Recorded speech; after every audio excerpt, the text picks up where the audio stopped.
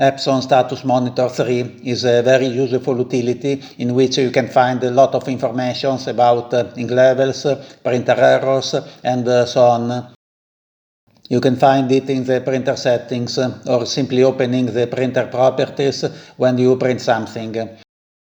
But sometimes it's not present in your PC.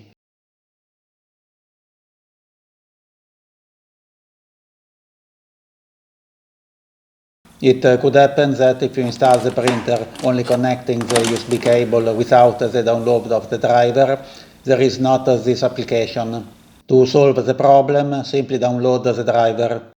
Go to the Epson website, select your printer, download the driver.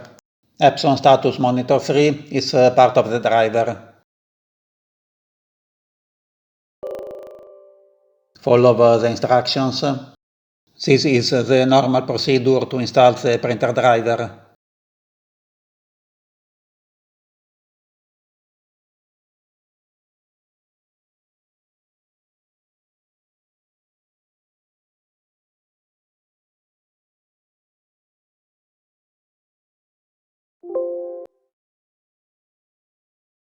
Now, if you open the printer properties folder, you can find the Epson Status Monitor.